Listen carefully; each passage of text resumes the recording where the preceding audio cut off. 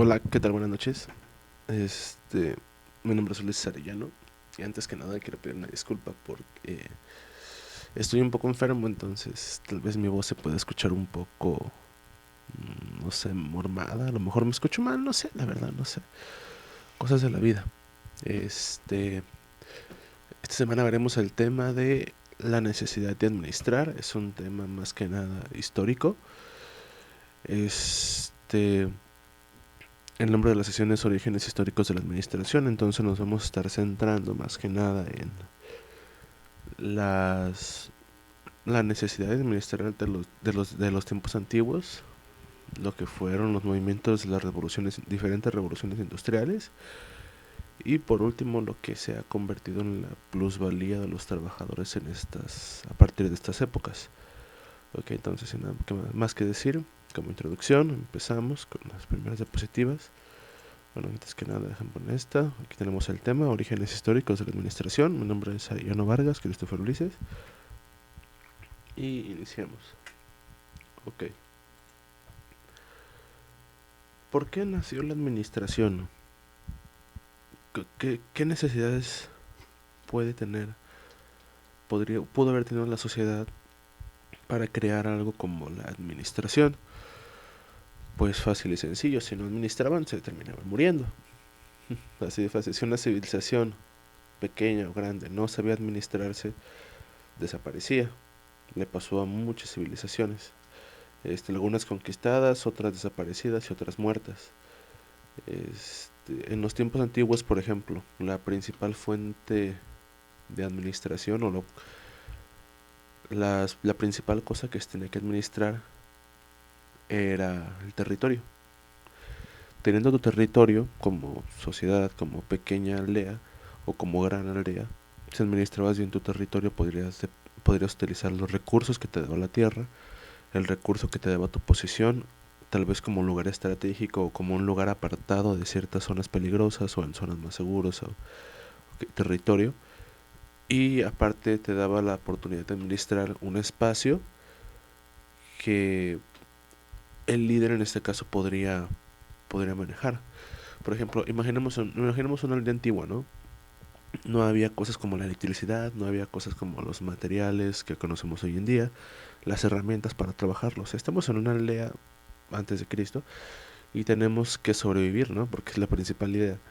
Entonces, nosotros como líderes tal vez ponemos cierta parte de la aldea a manejar el ganado, granjeros, cierta parte de la aldea construir casas para que los granjeros puedan vivir, tenemos arquitectos, y por último tenemos a las personas encargadas de cuidar el territorio, que serían en este caso los soldados, los guardias, los mercenarios, es ese tipo de cosas. La necesidad de administrar nace de la necesidad de sobrevivir.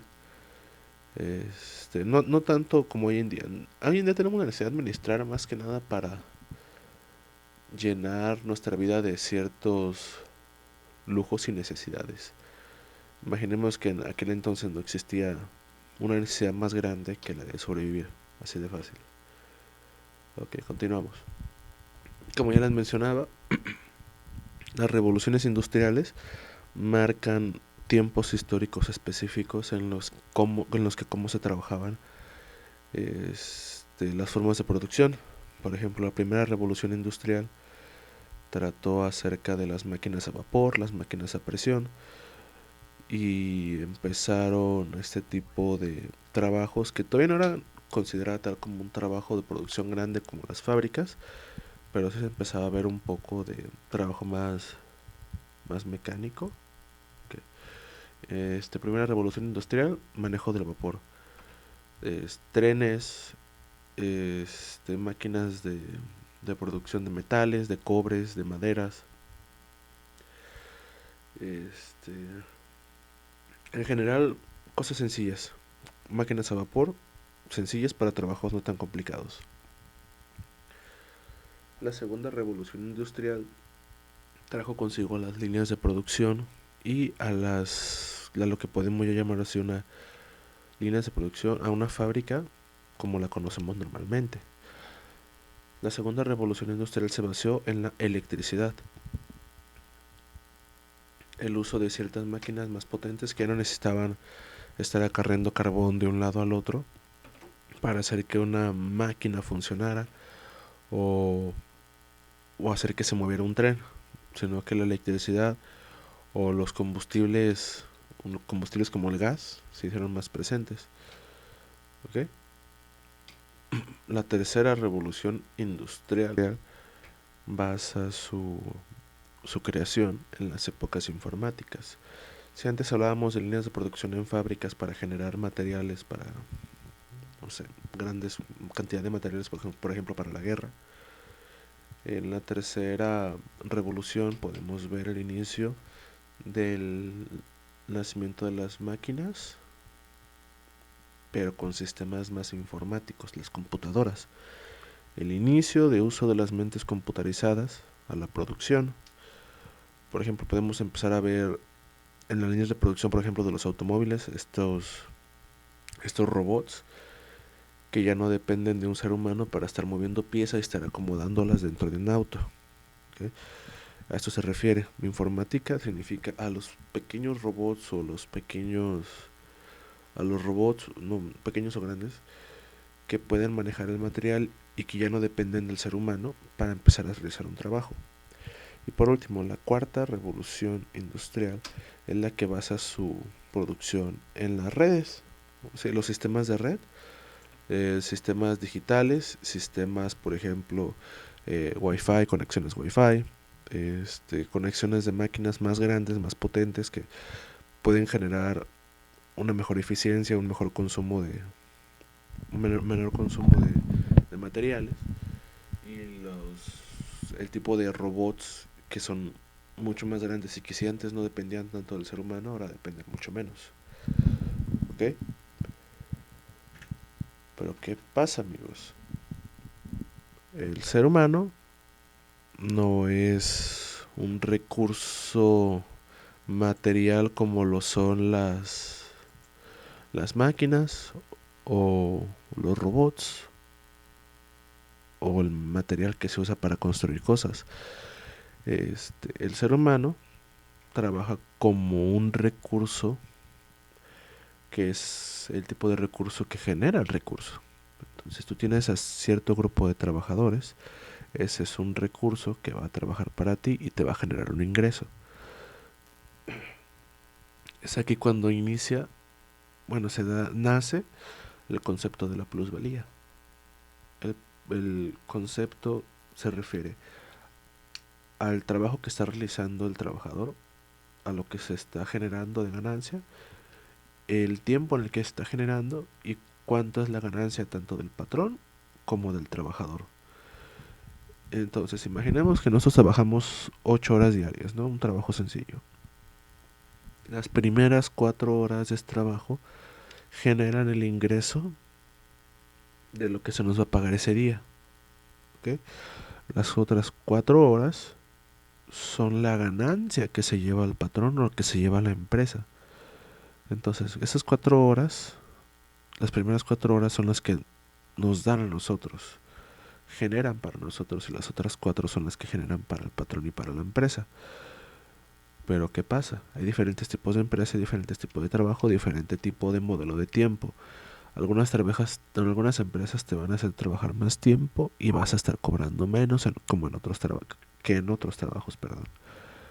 Si trabajaras en una fábrica y producieras, no sé, chanclas, el tiempo que estarían pagando tal vez no sería el mismo o no generaría la misma ganancia que el tiempo que estás pasando ahí y estás produciendo una ganancia para tu patrón. Si tuviéramos un trabajo fijo en el que lo que nosotros producimos como trabajadores es lo que nos pagan, sería un tipo de trabajo, lo conocemos normalmente como destajo.